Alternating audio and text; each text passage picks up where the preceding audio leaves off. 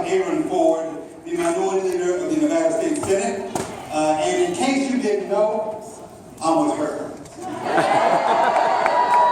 And in case you didn't know, there are several other people who are here that are with her. Am I with you? Are you with her? I suspect you might ask, why am I with her? Well, there are several reasons. Too many to discuss tonight, but I will share just a couple. You know, I remember waking up that morning, as I did always before heading to the legislative building for session, and I turned on the TV to CNN. I started brushing my teeth, and I heard Secretary Clinton's voice in the background. That day, she happened to be at Columbia University, sometime in late April, and she was discussing the need to have police officers wear body cameras. That specifically caught my attention because my colleague, Senator Kelvin Atkinson, and I had recently sponsored a bill in the Nevada legislature to do exactly that.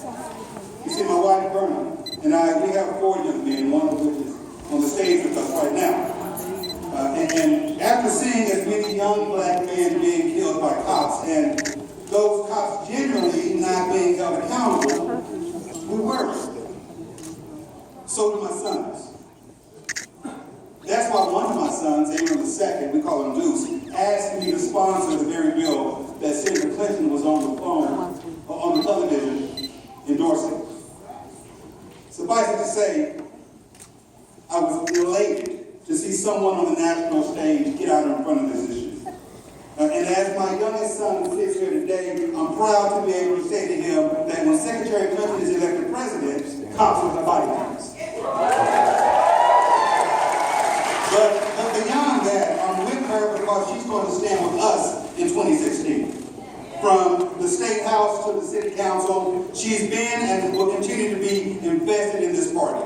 In fact, she's been doing hard work for over 30 years, including her work at the Children's Defense Fund.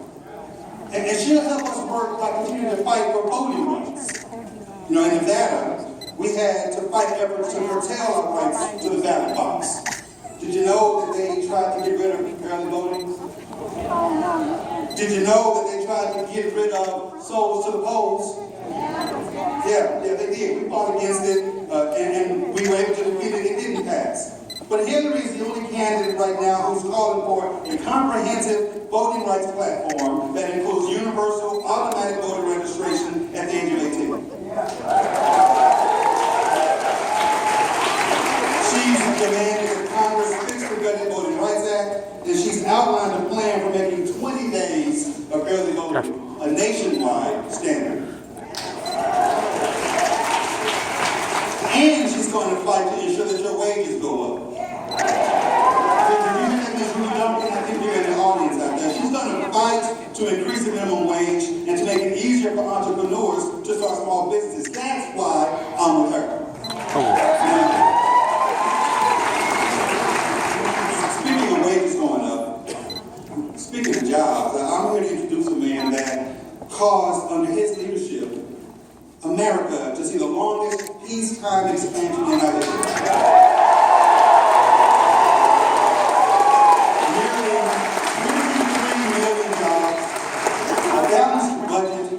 A surplus for the future, and most importantly, incomes rose across the board, not just for those already at the top. It is also notable that during his presidency, 7.7 million people were lifted out of poverty. It's been said by John Podesta that the only time every segment of society, from the lowest quintile to the middle through the top, saw wages growing. But the man I'm about to introduce said it himself, and he said it best in Des Moines back in October. He said, let me remind you, we have had one time in 50 years where we've all grown together, when I had the honor of serving as your president. Ladies and gentlemen, I'd like to introduce to you the 42nd President of the United States and soon to be First Gentleman of our country.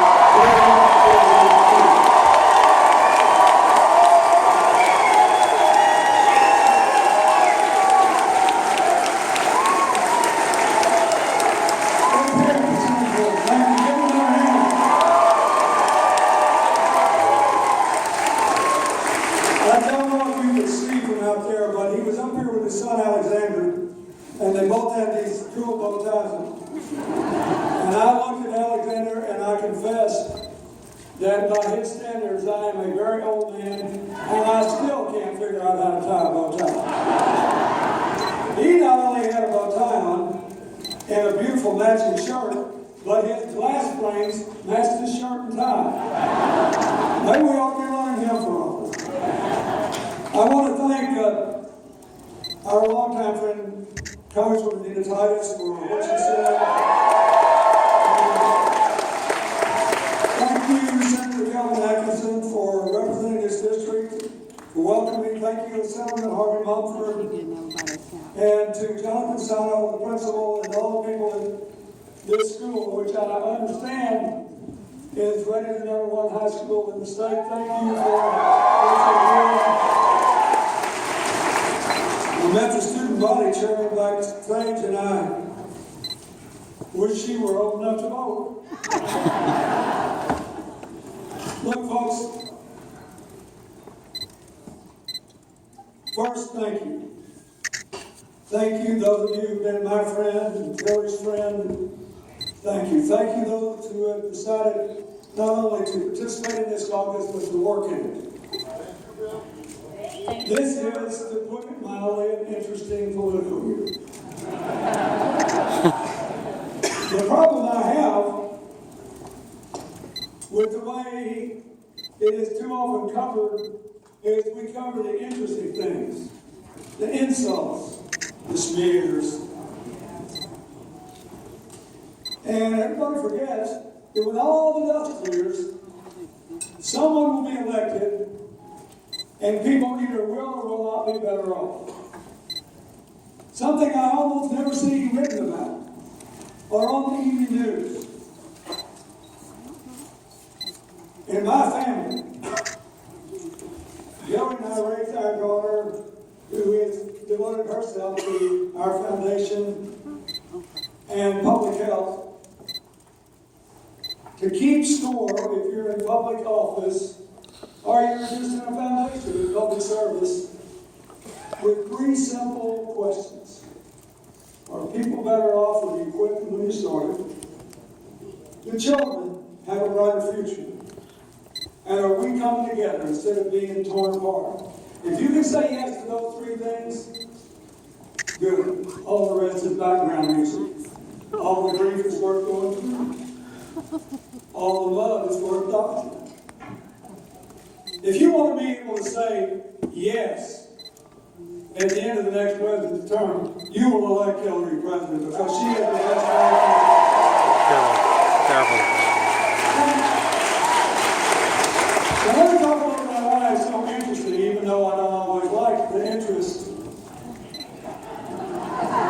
How many of you saw the president's last State of the Union speech?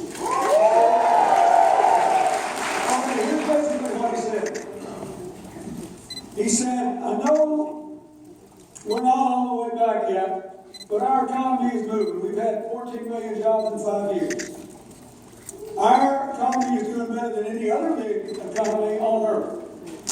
And which is true. We're in a better position for the future than anybody else because look at us, we're more diverse and we're younger than all the other big economies except for China. And we would have been younger than them if they hadn't abandoned that one child policy. Since I'm about to have my second grandchild, I hope we don't adopt that in America. The university systems, the research labs, the entrepreneurial spirit, the small business people. You know, it is really true. We are well positioned for the future. If I were tonight 25 years old, I'd like to be, and I knew at 25 what I know today about the world, America, and the economy, and a genie came out of a lamp and said, here's your gift. You can live anywhere you want for the next 25 years, but you have to decide right now. I would pick the United States of America.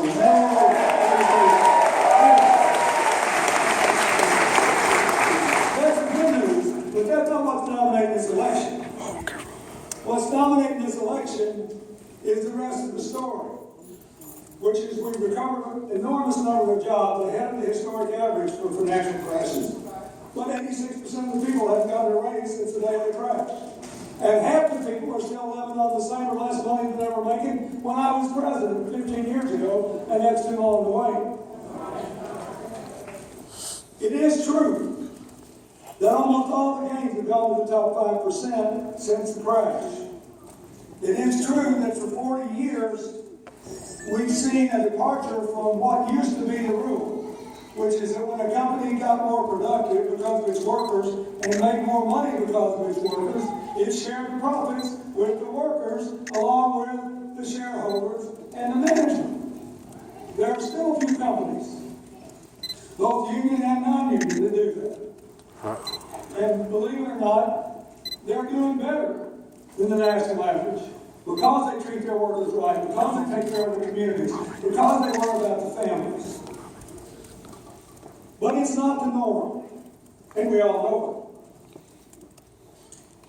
it. The second problem is related to the economic problem, is that a lot of younger people are longing for a sense, not so much of guaranteed security, but a guaranteed opportunity.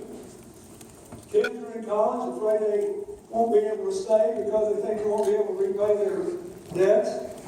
Young millennials that have graduated from college are still being choked by the debt they're trying to repay.